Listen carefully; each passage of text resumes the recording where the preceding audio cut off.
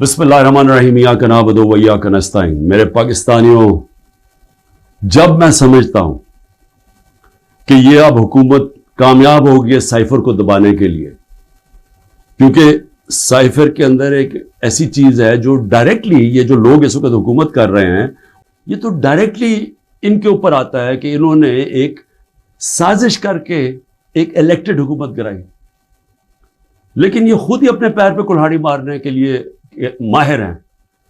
اتنا ان کو خوف ہے کہ عمران خان کسی طرح الیکشن سے باہر کیا جائے، کیونکہ ڈر لگا ہوا ہے کہ الیکشن میں آ گیا تو ہار جائیں گے، تو ان کی پوری کوشش ہوتی ہے کہ ہر کوئی موقع نہ جائے کہ کسی طرح اس کو ڈسکوالیفائی کرے، جیل میں ڈالے۔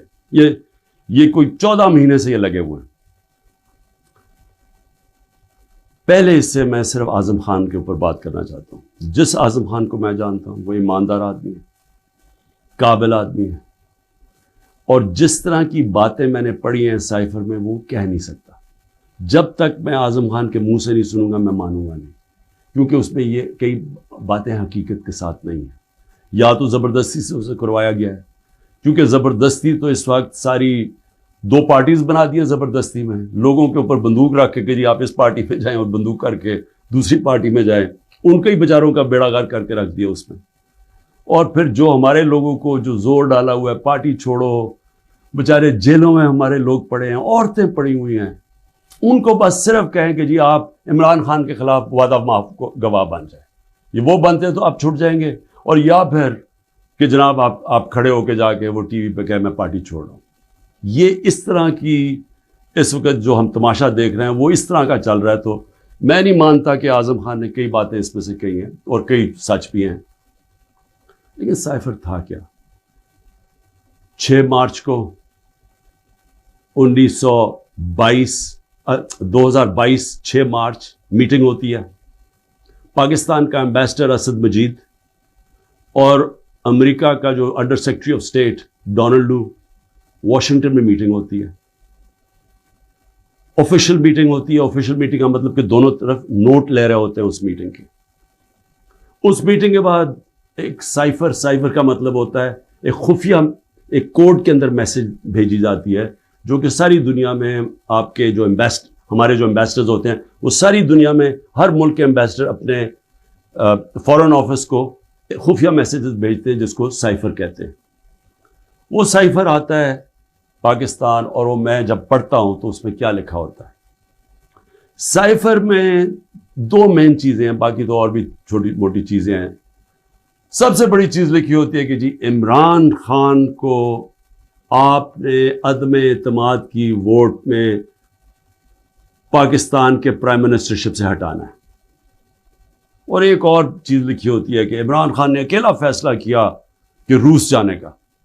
آپ کو پتہ ہے روس، اور تب تک جنگ شروع ہو چکی تھی روس کی یوکرین میں، تو عمران نے اکیلے نے فیصلہ کیا، جبکہ اسد مجید ہمارے ایمبیسڈر کہہ رہے ہیں کہ نہیں، عمران خان نے اکیلا فیصلہ نہیں کیا، یہ سب سٹیک ہولڈرز نے مل کے فیصلہ کیا تھا۔ لیکن جس طرح وہ بات کرتا ہے، اسد مجید، سلام کرتا ہوں میں اپنے ایمبیسڈر کو، وہ کہتا ہے اس کے بعد جو مجھے میسج کہ ان کے خلاف آپ کو پروٹیسٹ کرنا چاہیے، ڈیمارش کرنا چاہیے کہ اس نے بڑی غلط زبان استعمال کی ہے۔ غیرت مند ڈپلومیٹ ہمارا، لیکن وہ غیرت یہاں نہیں جاگتی جب وہ یہاں پہنچتا ہے۔ سائفر جاتا ہے آرمی چیف کے پاس بھی، فارن آفس میں بھی، میرے پاس بھی آتا ہے۔ میں جب وہ دیکھتا ہوں میں حیران ہو جاتا ہوں کہ اس کی جرت کیسے پڑی ہے لکھنے کی، یہ کیسے کہہ سکتا ہے؟ اور پھر جب میں یہ دیکھتا ہوں کہ یہ کہہ رہا ہے ایک ایمبیسڈر کو کہ اپنے پرائم منسٹر کو آپ نے ہٹانا ہے، تو پھر میں دیکھتا ہوں کہ یہ میرے لیے تو نہیں ہے، ایمبیسڈر تو مجھے جواب دے ہے، تو مجھے کون ہٹا سکتا ہے؟ پاکستان میں مجھے کون ہٹا سکتا تھا؟ ایک ہی آدمی، جنرل باجوہ۔ سائفر تو جنرل باجوہ کے لیے اس نے بھیجا ہے۔ تو مجھے وہاں سے پہلے سے ہوتا ہے کہ اب تک ہمیں لوگ کہہ رہے ہیں، مجھے خبریں آتی رہتی تھیں کہ جناب فیصلہ ہو گیا آپ کی گورنمنٹ ہٹانے کو، مجھے رپورٹ آ رہی رہتی ہے, آئی بی والے مجھے آ کے بتاتے تھے کہ جی دیکھیں شہباز شریف کی خفیہ میٹنگز ہو رہی ہیں, بیچ میں ان کے لوگ پڑے ہوئے ہیں, جنرل باجوہ کی کوئی فادر ان لا ان کے گھر میٹنگز ہو رہی ہیں. یہ ساری مجھے خبریں آ رہی تھیں. لندن کسی کو بھجوایا جا رہا ہے.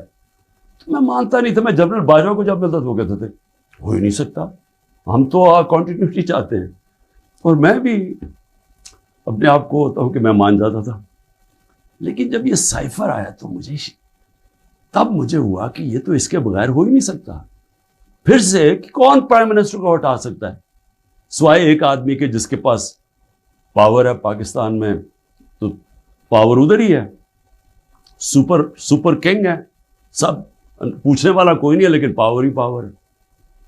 اس کے بعد اگلے دن عدم اعتماد اسمبلی میں ٹیبل ہو جاتی ہے اور ایک دم ہمارے لوگ ہلنا شروع ہو جاتے ہیں. اور پھر ہمارے اتحادی وہ بھی ایک دم ہمارے سے خوش نہیں ہوتے. لیکن یہ یاد رکھیں کہ یہ ٹائم کون سا تھا. یہ وہ ٹائم تھا جب پاکستان کی اکانومی 17 سال میں سب سے بہتر امپروو کر رہی تھی. اکنامک سروے اٹھا کے دیکھ لیں آپ, سارے اکنامک انڈیکیٹرز دیکھ لیں, ہم بڑے مشکل وقت سے نکلے تھے. بینکرپٹ اکانومی ملی, 2 سال کرونا آ گیا. دنیا نے تعریف کی کہ پاکستان وہ ملک ہے جو ٹاپ 3 ملک ہے جنہوں نے سب سے بہتر کرونا, اتنی بڑی وبا, اتنے بڑے کرائسس سے ڈیل کیا. جبکہ ہندوستان میں تباہی آئی, ایران میں تباہی آئی, ساتھ والے ملک. پاکستان کی تعریف دنیا کرتی تھی. وہ ایک امریکہ کے اندر جو فائنینشیل ایڈوائزر تھا ٹرمپ کا, وہ کہتا ہے کہ اگر پاکستان کا جس طرح کرونا پہ پاکستان نے ڈیل کیا, اگر امریکہ کرتا تو 10 کھرب ڈالر کا امریکہ کو بچتا تھا. تو ادھر سے نکلے, اکانومی گرو کر رہی ہے, انڈسٹری گرو کر رہی ہے. تو ایک دم یہ عدم اعتماد کدھر سے آ گئی. تو جس کو میسج دی تھی اس نے اپنا کام شروع کر دیا, ایجنسیز نے کام شروع کر دیا, ہمارے لوگوں کو میسیجز آنی شروع ہو گئی کہ جناب ISI کے لوگ ایکٹیو ہو گئے. مجھے جب آیا, میں جنرل باجوہ کے پاس گیا, میں نے کہا آپ کا لاہور والا جو آدمی ہے وہ ہمارے ایمبینس کو کہہ رہا ہے کہ ہم نے ہاتھ اٹھا لیا ہے, اب آنے والی گورنمنٹ دوسری ہے, یہ شہباز شریف کی. میں جنرل باجوہ کو اچھا اس نے کہا ہے, میں وہ بھی اسے فارغ کرتا ہوں. تو یہ ڈرامے ہمارے سے ہوتے رہے, پیچھے سے پورا پلان بنا ہوا تھا. اچھا میں نے پہلے تو میں یہ کہوں کہ مجھے اتنا شرم آئی, مجھے پاکستانی ہوتے ہوئے میں آپ کو سچ بتانا چاہتا ہوں, مجھے شرم آئی کہ اس کی جرت کیسے ہوئی کسی چھوٹے ایک آفیشل کی کہ جو ہمیں اتنی بڑی دھمکی دے دے اور ایمبیسڈر کے ذریعے میسج بھجوائے کہ پرائم منسٹر کو ہٹا دو. لیکن اس کی غلطی نہیں تھی, شرم یہاں نہیں آ رہی تھی. جن لوگوں کی ذمہ داری تھی کہ قوم کی حفاظت کرنا, جس آدمی کی کہ قومی وقار کو بچانا, قومی غیرت, وہ ساتھ ملا ہوا تھا. اس نے ان کے, یعنی یہ سارا پلان ادھر سے شروع ہوا تھا. اور میں صرف اپنی قوم سے یہ کہنا چاہتا ہوں کہ دیکھیں, یہ یاد رکھیں کہ اب ایک چیز سمجھیں, جب اگر میں جنرل باجوہ کی تنقید کر رہا ہوں, اور یہ میں سارا ثابت کر سکتا ہوں کیونکہ مجھے پتہ ہے ساری چیزیں میرے اندر, ایک ایک چیز مجھے یاد ہے ہوا کیا اس سے پہلے بھی اس کے بعد بھی. میں پاکستان کی فوج کی تنقید نہیں کر رہا, میں ایک آدمی کی کر رہا ہوں جو غلطی کی جس نے. یہ ہم بہت بڑا ظلم کر رہے ہیں اپنے ملک سے کہ ہم جنرل فیصل نصیر, مجھے پہلے سے پتا تھا کہ میرے اوپر, میں 6 ہفتے پہلے سے لگا ہوا تھا کہ مجھے انہوں نے قتل کرنے کی کوشش کرنی ہے اور دینی انتہا پسند کے نام. میری جلسوں کے اندر تقریریں تھیں. تو جب میرے اوپر اٹیمپٹ ہوتا ہے اور میں FIR لگواتا ہوں, مجھے پتا تھا کہ یہ پیچھے سب سے یہ تھا, ماسٹر مائنڈ تھا. اپنی FIR نہیں کٹوا سکا. جب JIT کے اندر یہ ثابت ہو گیا کہ ایک نے 3 شوٹر تھے, تو جو سارا حکومت کا جو انہوں نے کوشش کر رہے تھے کہنے کی جی دینی انتہا پسند ہے, وہ جب سارا وہ ان کا نیریٹو بھی ختم ہو جاتا ہے, تو انہوں نے JIT کو سیبوٹاج کیا. اور پھر میرے اوپر غداری کا پرچہ کر دیا ہے کہ جنرل فیصل نصیر کو میں نے ڈرٹی ہیری کیوں کہا, سائیکوپیتھ کیوں کہا, میرے اوپر غداری کا پرچہ لگ جاتا. میں پھر سے کہتا ہوں کہ اگر ہم نے یہ کرنا ہے اپنے ملک کے ساتھ کہ کسی ادارے کو اگر میں کسی جج کی بات کروں گا تو میں ساری جوڈیشری کے خلاف ہو گیا، اس کا مطلب کیا؟ میں پولیس کے خلاف کروں گا تو ساری پولیس کو میں نے برا بھلا کہہ دیا. یہ تو ہم اپنے ملک کو تباہ کر رہے ہیں. یہ پلیز میری قوم، آپ یہ سمجھ جائیں ایک بات، اگر معاشرے سے آپ تنقید ختم کرتے ہیں، آپ معاشرے کی قبر کھود دیتے ہیں. کیونکہ اصلاحات ہوتی کیسے ہے؟ انکوائری کیوں ہوتی ہے؟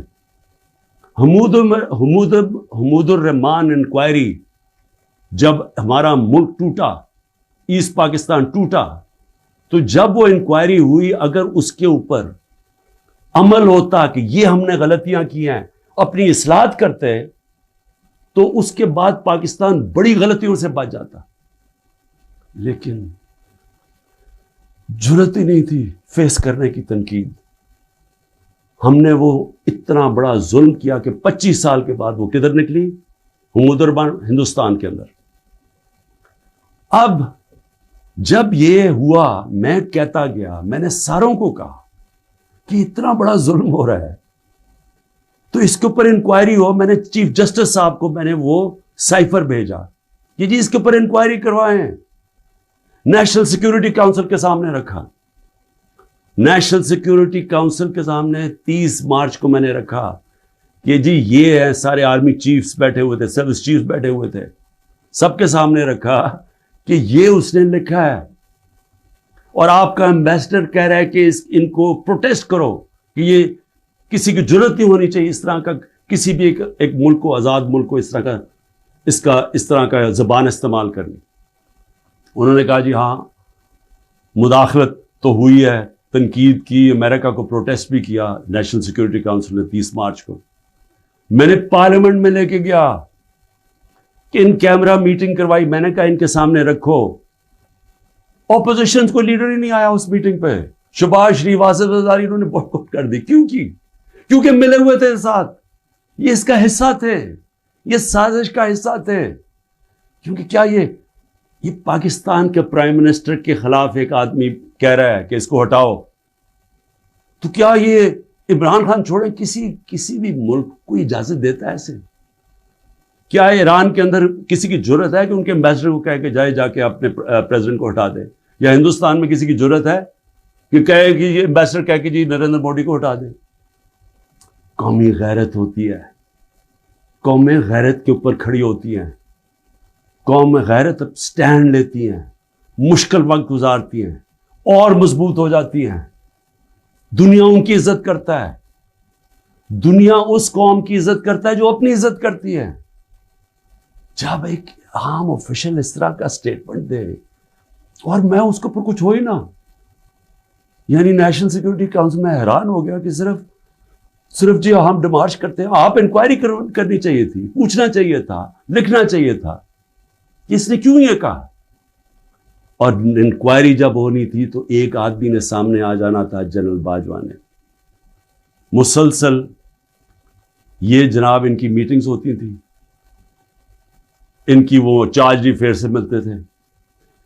کیا ایس آئی کو نہیں پتا تھا کہ پچھلے 3 مہینے کے اندر ہمارے پارلیمنٹیرینز، ہمارے پی ٹی آئی کے بیک بینچرز اور یہ اپوزیشن لیڈر سے بار بار امریکن ایمبیسی میں جا رہے تھے.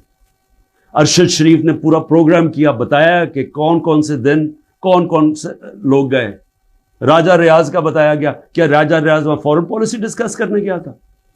جو سب سے پہلے بھاگے وہ امریکن ایمبیسی جا رہے تھے. کیا ان کو نہیں پتا تھا؟ اس کے حصہ تھے. سازش ہو رہی تھی کسی طرح عمران خان کو راستے سے ہٹایا جائے، تب پلان بنا. اور مجھے اتنے افسوس سے کہنا پڑتا ہے کہ کسی کو جو بھی لوگ یہ دیکھ رہے تھے کہ یہاں، میں سوچا کہ کیا ان کو کوئی ان کو نہیں ہے کہ پاکستان ایک بڑی خواب کا نام تھا.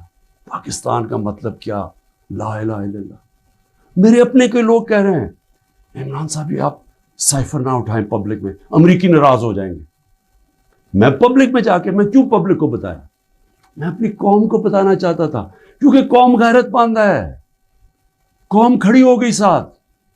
یہ سیاسی طور پہ نہیں میں کر رہا، میں ایک وہ پاکستانی ہوں جو اس ملک کے جو خواب تھا میں اس میں بلیو کرتا ہوں کہ لا الہ الا اللہ، کوئی نہیں ہے خدا سوائے اللہ کے، میں کوئی کسی کی غلامی نہیں کرنے کے لیے تیار۔ اور میں آپ کو یہ امریکہ کا بھی بتا دوں، دیکھیں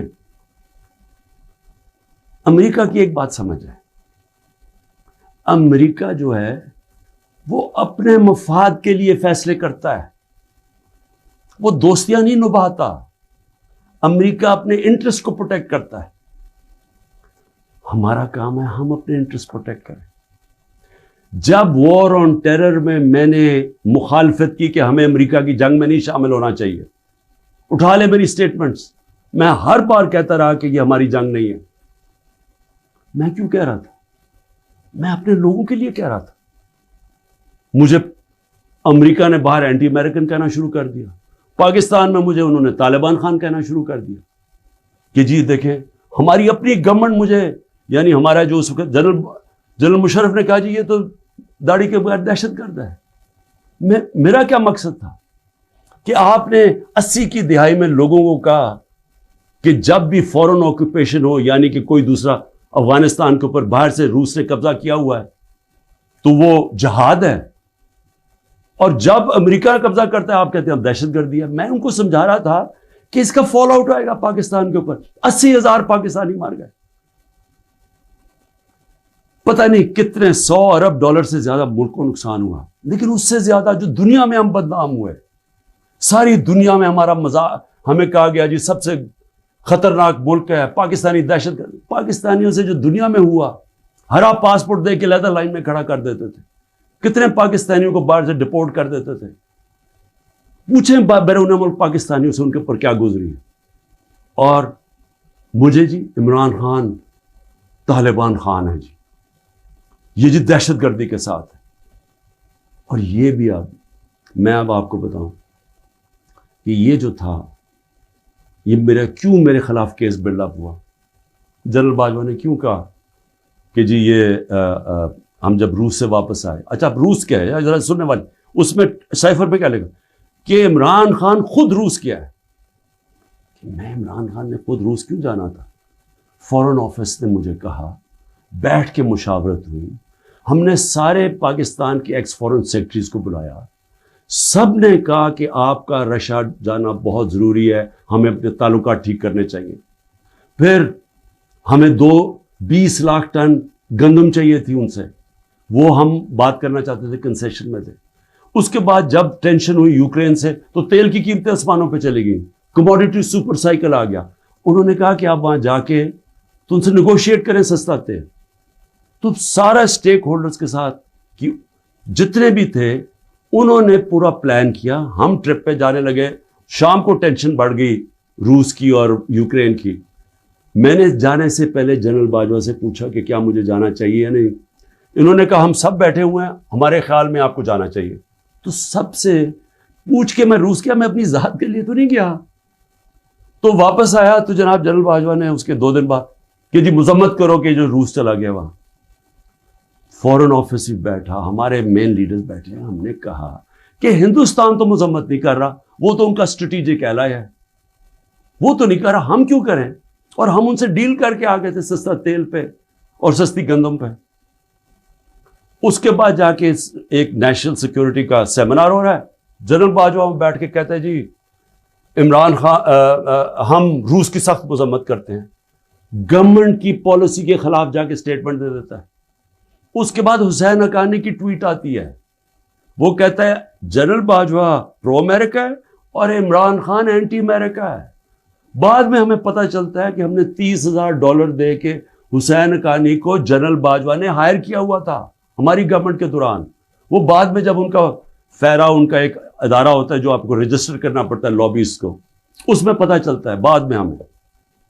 تو میرا اپنا ہی آرمی چیف میرے خلاف لابی کر رہا تھا، ان کو بتا رہا تھا میں کتنا برا ہوں۔ میں صرف آج یہ کہنا چاہتا ہوں کہ دیکھیں میرے پاکستانیوں،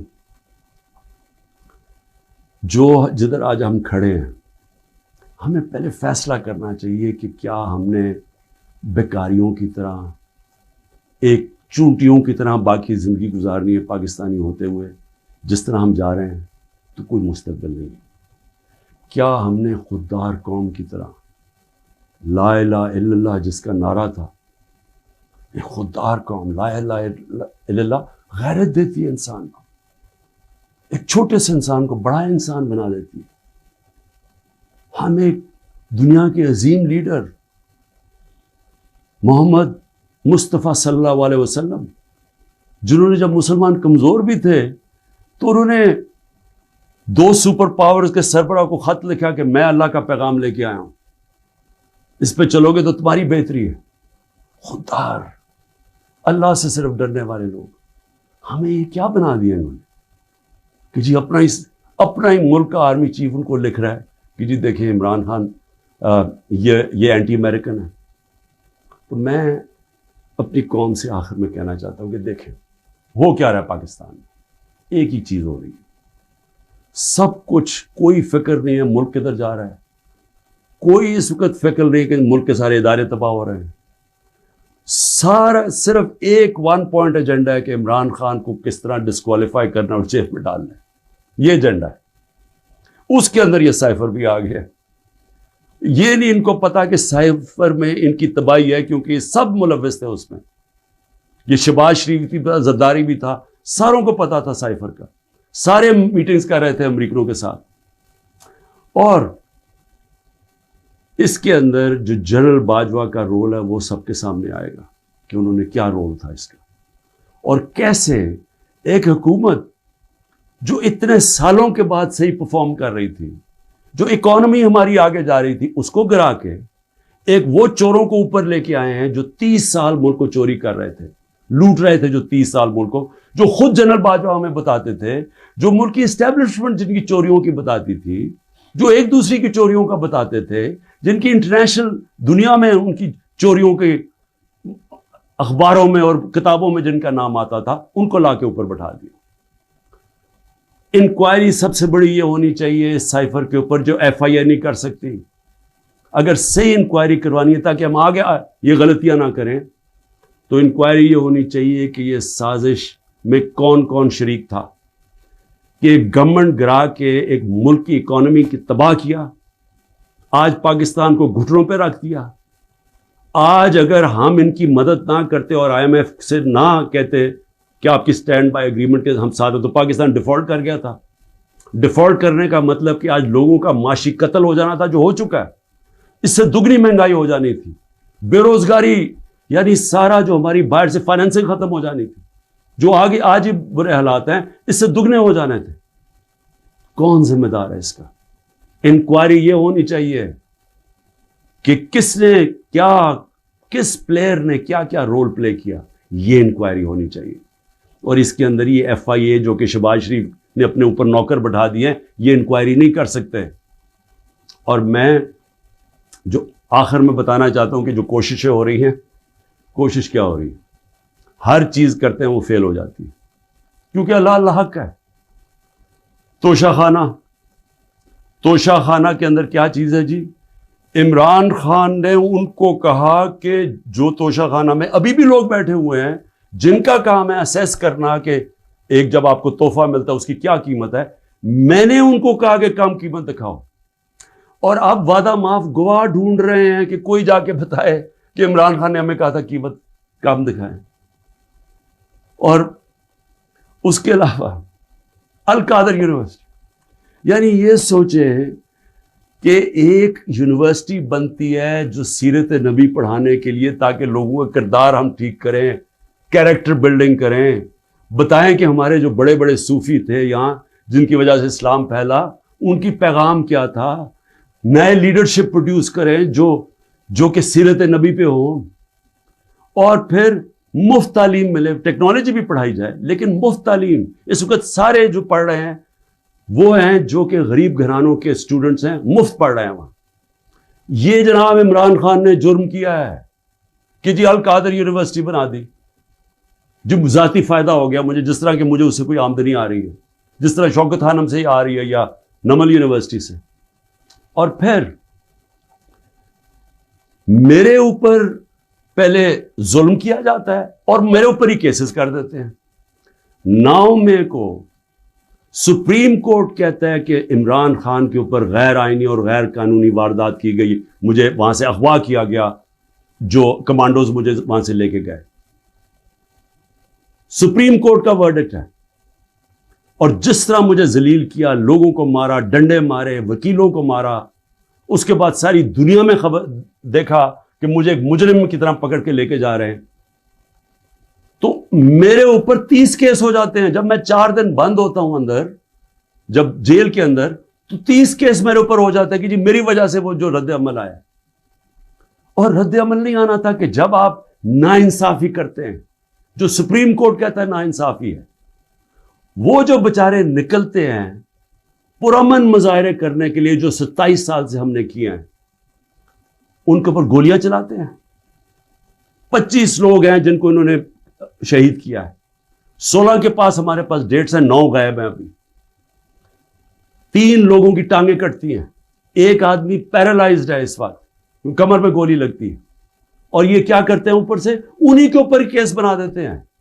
ساری دنیا کے اندر جب ایک کوئی پولیس کی گولی لگی تھی نا، ایک فرانس کے اندر، 4 دن سارے فرانس میں آگ لگی، 100 بلڈنگز اور گاڑیاں جلا دی لوگوں نے. تو یہاں کوئی پوچھ نہیں رہا کہ آپ پاکستانی نہیں تھے. اور 100 لوگوں کو گولیاں اور لگتے ہیں، اور جن کو ایک کو جس کو گولی لگتی ہے، ٹانگ کٹ جاتی ہے، اس کو پکڑ کے جیل میں ڈال دیتے ہیں. یہ کسی ملک میں اس طرح ہوتا ہے؟ یہ ظلم ہوتا ہے. اور پھر ضلع شاہ کا قتل ہوتا ہے، عمران خان کے اوپر قتل کا کیس ڈال دیتے ہیں. بعد میں جب پتہ چلتا ہے تشدد ہوا اس کے اوپر 26 جگہ، تو پھر کہتے ہیں ایکسیڈنٹ میں، پھر بھی میرے پہ کیس ڈال دیتے ہیں. کوئٹہ کے اندر ایک سارے کوئٹوں کا پتہ ہے، ذاتی دشمنی پہ ایک وکیل مارا جاتا ہے، عمران خان کے اوپر 302 قتل کیس ہو جاتا ہے. میں سوال یہ پوچھتا ہوں کہ کیا قوم یہ ناانصافی نہیں دیکھ رہی؟ اور یہ جو نظام آپ کر رہے ہیں، یہ سمجھ رہے ہیں کہ یہ بہت بڑا کوئی ڈنڈے مار کے اور خوف سے لوگوں کو اپنی طرف لے آئیں گے، یا لوگ ووٹ کسی اور کو دے دیں گے. یہ انسان ہے، یہ بھیڑ بکریاں نہیں ہیں. اور اس کے اوپر، اس نظام کے اوپر جو حضرت علی کا قول ہے وہ غور سے سن لیں. کفر کا نظام چل جائے گا، لیکن ظلم اور ناانصافی کا نظام نہیں چل سکتا. حکومتیں چلتی ہیں اخلاقی قوت پہ. ڈنڈے مار کے جانور چلتے ہیں، ڈنڈے مار کے نہیں چلوا سکتے آپ لوگوں کو. لوگوں کو اگر آپ یہ سمجھتے ہیں کہ اس کی ظلم کی وجہ سے یہ چوروں کو تسلیم کر لے گی قوم، جو 30 سال سے ملک کو لوٹ رہے ہیں، جن کے پیسے باہر پڑے ہیں، جن کی سارا یہ جیسے انہوں نے اقتدار سے پھر باہر بھاگ جانا ہے، تو اگر یہ سمجھتے ہیں کہ لوگ اس خوف کی وجہ سے ان کو تسلیم کر جائیں گے، مجھے ترس آ رہا ہے ان لوگوں کے اوپر جن کی یہ سوچ ہے. پاکستان زندہ باد.